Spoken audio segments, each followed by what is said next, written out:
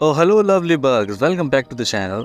तो ये वीडियो एक ब्रेकडाउन वीडियो होने वाला है नेटफ्लिक्स की रिसेंट टीवी एडेप्टेशन का of the three body problem book series with the same title, written by Chinese science fiction author Liu Cixin. ये नॉवल फर्स्ट टाइम 2006 में साइंस फिक्शन वर्ल्ड नाम की एक मैगजीन में छपा करती थी। उसके बाद चाइना में 2008 में स्टैंड अलोन बुक पब्लिश हुई और इतनी पॉपुलर होने के बाद अब नेटफ्लिक्स ने इसको एक सीरीज में अडॉप्ट किया है।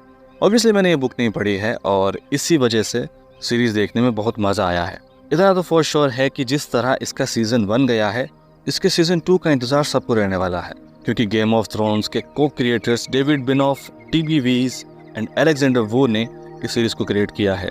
इसलिए इस सीरीज में गेम ऑफ थ्रोन के कई एक्टर्स भी दिखे हैं। सीरीज का कॉन्सेप्ट और इसकी स्टोरी साइंस फिक्शन लवर्स के लिए तो एक परफेक्ट मैच है, जहां इसकी स्टोरी ऑक्सफोर्ड 5 एक ग्रुप ऑफ 5 कॉलेज फ्रेंड्स के अराउंड चलती है, जिसमें है जिन चेंग प्लेड बाय जेस होंग, आस्टिना सालाजर जिसे प्यार से ओगी भी कहा गया इस सीरीज में।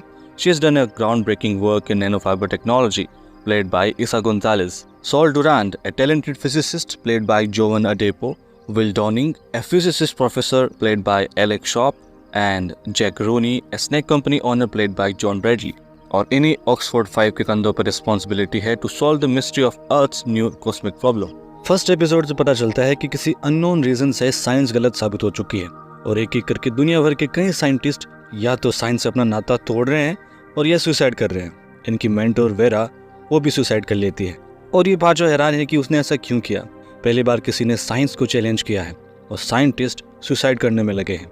इसलिए डिटेक्टिव डाशी प्लेड बाय बेनेडिक्ट वोंग इन्हीं सुसाइड्स की इन्वेस्टिगेशन कर रहा है। इन्वेस्टिगेशन में उसे पता चलता है कि जितने भी लोगों ने सुसाइड किया है, इन सभी में एक चीज कॉमन है कि सभी को मरने से पहले एक ग्लोइंग काउंटडाउन दिखाई दे रहा था और अब ओगी को भी ये काउंटडाउन दिखाई देने लगा है। लेकिन एक रात उसे टाटियाना नाम की एक मिस्टीरियस वुमन मिलती है और जो उसे कहती है कि जो भी उसके साथ हो रहा है उसका रीजन एक कॉस्मिक डिवाइन बीइंग है जो ओगी से कनेक्टेड है, और अगर वो अपने नैनो फाइबर प्रोजेक्ट को बंद कर दे तो उसे काउंटडाउन दिखना बंद हो जाएगा। ओगी इस रिलीजियस वुमन पर बिलीव तो नहीं करती है, लेकिन टू हर सरप्राइज एक रात मिडनाइट को आसमान अपनी पलकें झपकाता है, ठीक जैसा टाटियाना ने उससे कहा था। उसके बाद पूरे वर्ल्ड में केओस शुरू हो जाता है और लोगों को साइंस के खत्म होने की बात सच लगने लग जाती है। अगले दिन ओगी अपने नैनो फाइबर के प्रोजेक्ट को शट डाउन कर देती है और उसे काउंटडाउन दिखना बंद हो जाता है। लेकिन रुको, ये सब आखिर हो क्यों रहा है? वेल, इन सब का रीजन है ये लेडी, याद है वेरा जिसने सुसाइड किया था, उसकी मदर वेंजे। आखिर ये सब इसने किया किसे, ये हम आगे समझते हैं, क्योंकि बहुत पहले 1960s और 70s में जब ये एक यंग लेडी थी, उस टाइम चाइना में एक्सट्रीम कम्युनिज्म के राइज के चलते साइंस को बॉयकॉट किया जा रहा था and she was forced to witness her father get publicly beaten to death by some extremist, क्योंकि उसके फादर एक साइंटिस्ट थे और वो खुद एक साइंटिस्ट है। उसके बाद चाइनीज गवर्नमेंट उसे एक सैटेलाइट इंस्टॉलेशन पर एज ए फिजिसिस्ट अपॉइंट कर देती है, well thanks to her big brain. और इस सैटेलाइट इंस्टॉलेशन का मेन पर्पस होता है एलियन लाइफ को डिटेक्ट करके उनसे कॉन्टेक्ट करना। She uses her big brain and comes up with a brilliant idea. वो हमारे सन को एज सिग्नल एम्पलीफायर यूज करती है और अपने रेडार को सन की ओर पॉइंट आउट करके सिग्नल सेंड करती है, और लकीली उसे एलियन लाइफ से रिस्पॉन्स मिलता है। लेकिन वो एक लास्ट वार्निंग होती है कि अगर फिर से उनसे कॉन्टेक्ट किया गया तो ये एलियंस अर्थ पर अटैक कर देंगे। लेकिन वेंजी को अब सभी इंसानों से है नफरत, क्योंकि इसी बेवकूफ स्पीसीज की वजह से शी लॉस्ट हर फादर। तो वो उस एलियन रेस को एक वेलकम मैसेज भेज देती है कि आ जाओ, हमें तुम्हारा इंतजार है। इन द फॉलोइंग ईयर्स वो माइक इवांस से मिलती है और उसकी कंपनी इवांस एनर्जी और उसके पैसे को यूज करके दोनों एक कल्ट बना देते हैं, जहां ये न्यू जनरेशन को ट्रेन कर रहे हैं ताकि कुछ सेंचुरीज बाद जब ये एलियंस अर्थ पर आएंगे तो ये उनको वेलकम कर सके। I mean such A weird couple.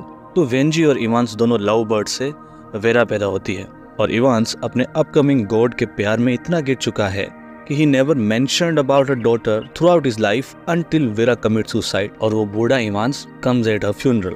Literally father of the year moment है ये।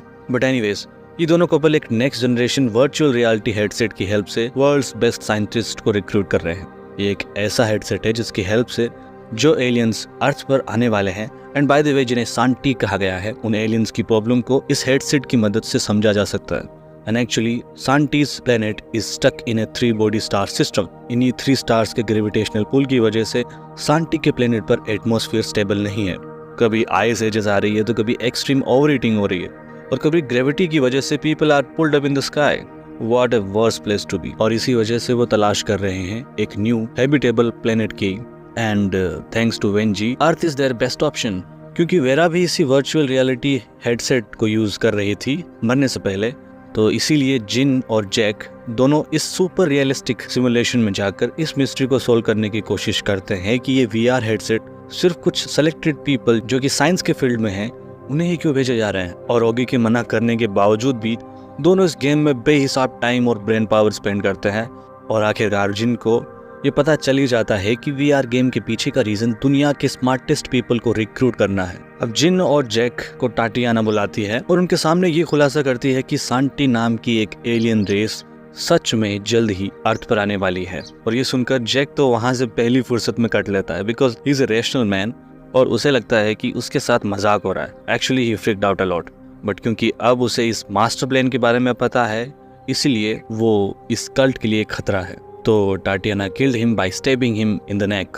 लेकिन क्योंकि जैक पैसों के साथ साथ दिल का भी अमीर बंदा था इसलिए उसने मरने से पहले अपनी आधी प्रॉपर्टी अपने बेस्ट फ्रेंड विल डॉनिंग के नाम करवा दी थी, क्योंकि उसे भरोसा था कि विल किसी तरह अपने पेनक्रियाटिक कैंसर से पीछा छुड़ा लेगा। ऐसा अमीर फ्रेंड तो मैं भी डिजर्व करता हूँ। और अब जैक की इतनी बेरहम मौत के बाद भी जिन को ये बंदा वेड मिलता है जिसके ऑर्डर्स पर ही दाशी इन्वेस्टिगेशन कर रहा है। और वेड जिन को सांटी वर्शिपर्स की पार्टी में जाने के लिए कन्विंस कर लेता है क्योंकि वहाँ जिन को इनवाइट किया गया था। And to her surprise there she discovers कि वेरा की मम्मी वेंजी जिसके साथ वो कभी कभी धूप अगरबत्ती चलाया करती थी एक्चुअली वही इस कल्ट की एक फाउंडिंग मेंबर है।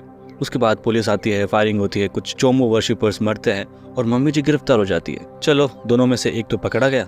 अब बाकी है कल्ट के बाकी के members with the leader Mike Evans और वो सभी देश और दुनिया से दूर एक क्रूज शिप पर छुपे हैं जिसका नाम है जजमेंट डे।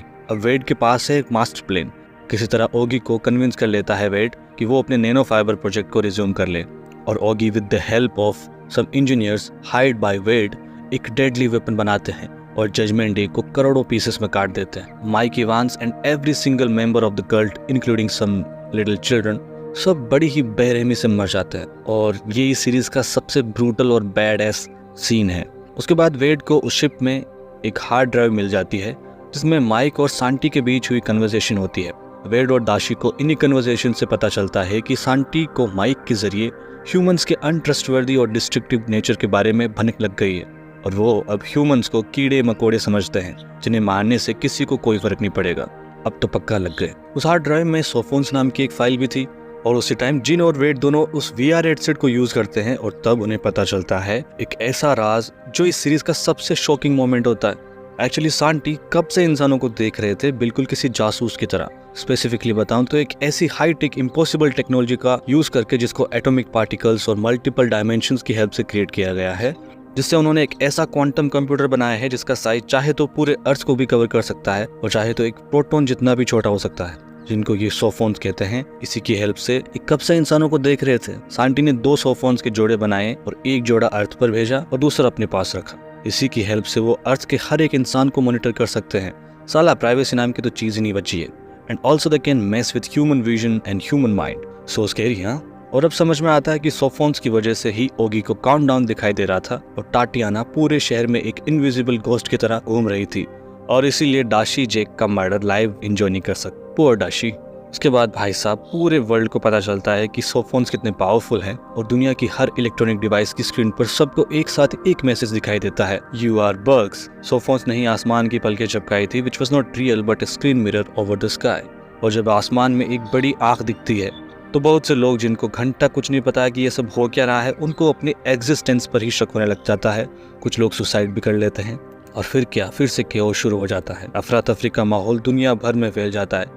लेकिन कोई इनको समझाए यार कि वो एलियंस को यहाँ आने में 400 साल लगने वाले हैं, तब तक तुम तो क्या तुम्हारी 10वीं पीढ़ी भी जिंदा नहीं बचेगी। उधर अपने विल भाई साहब अपने बचपन के प्यार के खातिर एक निशानी छोड़ जाते हैं, उसका ब्रेन, और जिससे उसने प्यार किया वही उसके ब्रेन को रॉकेट से उड़ा देती है with some nukes explosions to boost the speed.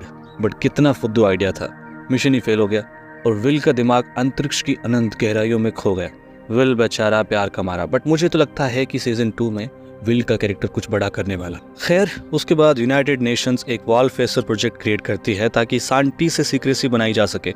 Soul डुरांट मरते मरते बचता है और इसी इंसिडेंट के बाद यूएन अचानक उसे एक वॉल फेसर बना देती है, लेकिन क्यों ये किसी को नहीं पता। आई नो सब इसी सीजन में बता देंगे, तो सीजन 2 के लिए क्या बचेगा। इस सीजन के फाइनल एपिसोड की फाइनल सीन में दाशी एक बहुत ही मोटिवेटिंग बात कहता है कि हम इंसान भी इन बग्स और कीड़े मकोड़ों को रोज मारते हैं, लेकिन ये किसी तरह फिर भी जिंदा है, इसीलिए कुछ भी हो जिंदगी जीने का रास्ता ढूंढ ही लेती है। तो ये था एक quick breakdown 3 body problem series का, और मैं तो बहुत ही एक्साइटेड हूँ इसकी सीजन 2 के लिए, और आपसे ये जानना चाहता हूँ कि आपको क्या लगता है कि सीजन 2 में हमें क्या क्या देखने को मिल सकता है। तो चलो कमेंट्स में बात करते हैं। If you like this video then please make sure to subscribe to this channel and drop a like. Okay bye, take care, this is Gaurav signing of.